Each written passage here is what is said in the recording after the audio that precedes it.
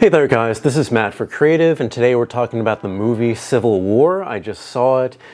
First, I'm a big movie fan. I'm also a photographer. I also make videos, so this is kind of relevant to me.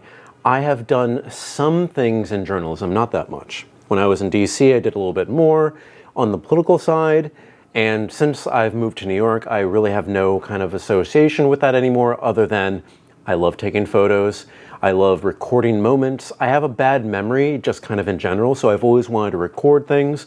So, Civil War, I thought, honestly, that this movie was going to go in a different direction than it did. We know the nation's divided. Right now, it's always divided, and in this movie, it's like the next ultimate step of division. There are actually people attacking other people. There are certain clusters that are not getting along, as you've probably seen in the movie. But this is more about the recording of events. This is more about the... and there's going to be a lot that I have to touch on, and I really have to gather my thoughts together. This is more of people recording very extreme events. And how many times can you do it? Can you do it at all? Are you in the right place? Is this what is right for you? And what you have to go through to actually record these events. So I'm bad with names.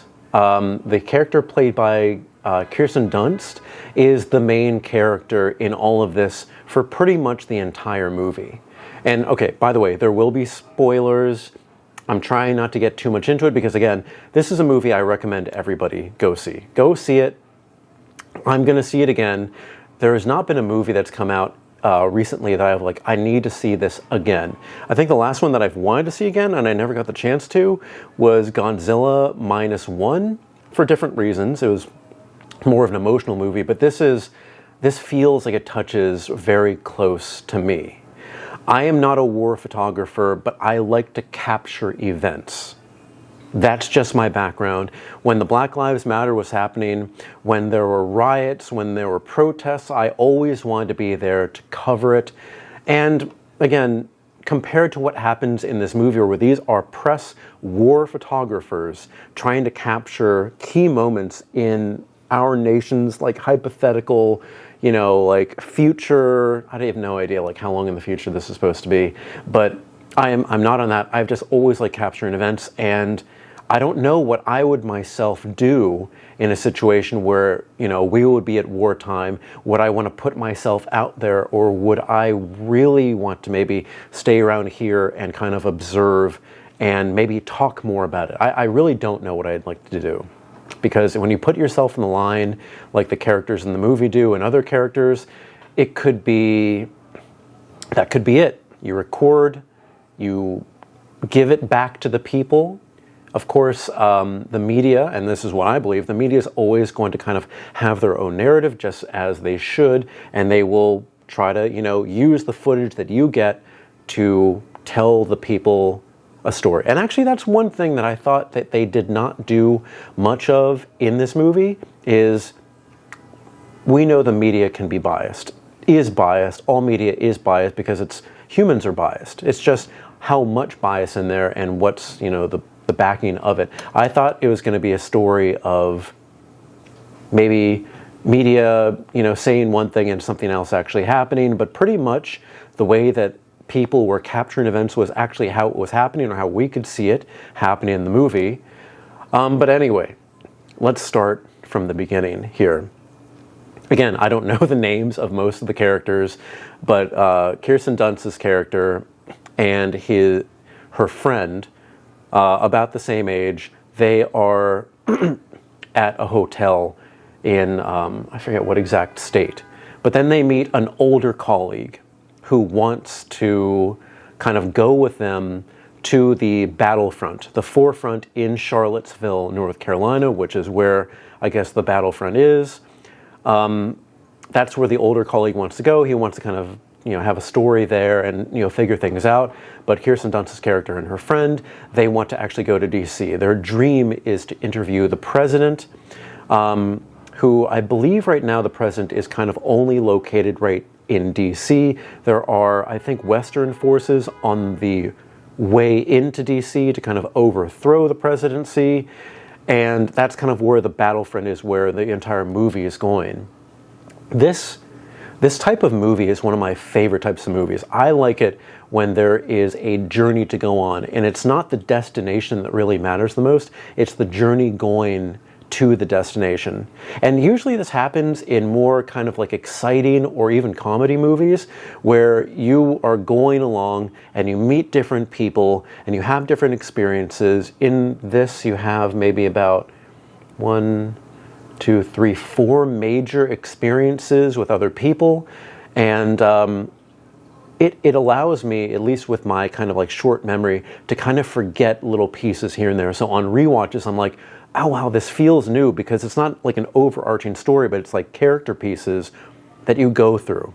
I think the first character piece, of course, is Kirsten Dunst, her friend, the older journalist, them meeting a much younger journalist, and for reasons that you find out later in the movie, Kirsten Dunst's friend brings along the younger journalist, and it within the movie, the younger journalist becomes Kirsten's like protege, learning. She's very fresh. She has a lot to learn, and she's like, this is trial by fire. She is a new set of eyes, though. You have to realize, and this is what kind of like at the very end, I don't know how to describe it, but Kirsten Dunst, you can see some flashbacks of her taking really intense and graphic photos in war, obviously at this time in other countries when there's been war. But it's gotten to her. And you can kind of see she has dead eyes, and later in the movie she honestly just freezes up on the most important situation happening in the entire movie and probably in her entire career. So they have their experiences, and you know what, I don't want to go too much into those experiences because I think that's what the meat of the movie is, but you do learn who these people are. Through that, you learn the younger journalists, how they go from being scared to even take a picture stationary to moving on to actually being able to take proper photos at the key times, but they do eventually make it, some of them, to DC. And after all this, after what happens, through this journey of, I'm not sure how many real days it is, but I think it was like 872 miles from where they were to DC, Kirsten's character is just done. They are at DC. They are trying to go into the White House because their journey is to get a quote from the president before everything turns to shit, and maybe the president dies. And she can't process, and she's freezing up while the military forces and the embedded press are making their way into the White House. She's freezing up. And again, please watch this movie. It makes much more sense when you know the process of how they got here. But you can see that while Kirsten Dunst's character is frozen, the young journalist has been getting stronger and been getting more into the moment. But you have to realize this is their first time. When you're a younger person, when you're doing something for the first time, you can feel invincible. And while you're looking at the main character at the time, Kirsten is just at the end kind of her career because dead eyes, kind of just capturing the moments, done maybe with just what's going on. The other character is just flourishing in their own way in capturing the right moments, being very aggressive and almost dangerously aggressive in capturing these moments. And then it does come time to go inside the White House. They're on their way to find the president. And this is spoilers, so again, real heavy spoilers. It goes to this turning point where I think it changes the point of view of the entire movie. The entire movie, I believe, has been about Kirsten's character's demise and them reaching the end of the rope, being just like mentally out of it, mentally not checked out, but just like done. They've done all they can and they just can't anymore. Where the other journalist is rising and trying to use everything to their advantage to get the perfect shot. And it goes down. There is the military that they're embedded with against the Secret Service that they are trying to gather, go this way and try to go into the president. And these are the Western forces with our embedded journalists against, I just call it the DC natives and the president. And all the while, military shifting from side to side, and all the while the journalists are trying to get the best shot possible. And there are still more than one journalist, but it's the young girl who is going out of her way, crossing, taking the best photos, and really kind of like putting themselves in line where it could get real dangerous. And at close to the very end, I kind of want to give some background first. I believe one of the characters comments to Kirsten, okay, they've all been in a car, they're all like kind of talking to each other, but they can all hear everything. This character asked Kirsten, would you capture my death? And her answer was, what do you think? And I know the answer. As a photographer, you would try to get everything you possibly can while you're in the moment. So it comes down to this young journalist crossing the pathway of fire. And she doesn't just cross to get the image. She crosses and pauses. And you could hear the audience like, oh no, you stupid child. Why would you do that?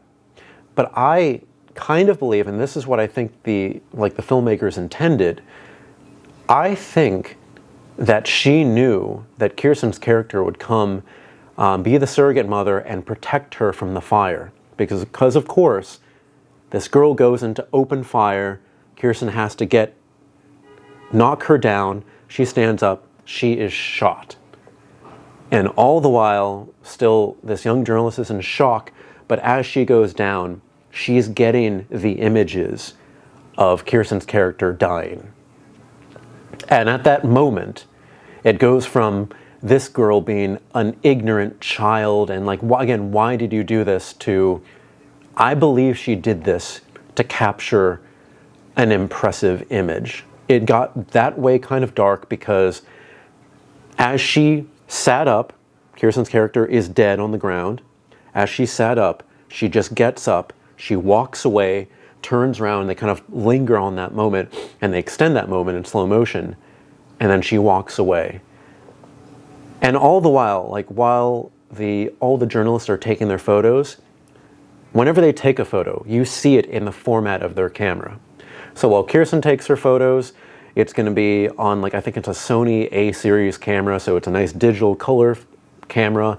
The young journalist has a black and white film camera. You'd get these 2 black and white film shots of the death of Kirsten's character. And then they go inside, and they do find the president. And Kirsten's colleague is able to ask him a question. He gets his quote, and then of course they kill the president. And it's a very shocking movie. Again, I thought this would be more about, one side versus the other, and it is, but I thought it would be the personal side of maybe racism, maybe classism, and there is a touch of each, but I thought it'd be more of that. But it was really about, and I think this is what resonates with me, photographers, why they capture, where they capture, how much heart they have in the capture rather than being in the moment and creating the perfect scenarios. And I thought this was an amazing, amazing movie. And this is an A24 movie. This has been their first, I think, big budget. A lot of people have been saying this is their first big budget movie. I think this is going to be, and why I think this is going to be the start of more movies based on this. We know what happens at the end. We know which forces are winning. But when I left the theater, I was like, I would like to see more of these characters' story, maybe before and after. I know we can't get anything in the middle because it was a quick trip and that's kind of just over. I would also like to see other people's views of what's happening. We kind of only got this like little road trip up here. There's an easy way they could expand this to be more about the other issues that I was talking about, make it more about race relations, cultural relations, and just warfare in general. But we got something that really is like on a personal level, just it works out, but they could do a lot more. And I think they know that they can do a lot more with this. So what I would say is see this movie. I'm seeing this movie again. But it's a very strong film, and it is very eye-opening right now. Sorry, this is just allergies. But I don't know what else to say. See this movie. It is a very well done movie, and I could see this spawning kind of sequels and, you know, maybe other sides of the same story, movies, or maybe even TV series. That would be pretty interesting. Anyway, guys, if you have any comments or questions, put in the comment section below. Don't forget I'm on Instagram and Threads at M8B9. You can email me at creativenyc2024@gmail.com. Thank you so much for watching, guys, and I will see you next time.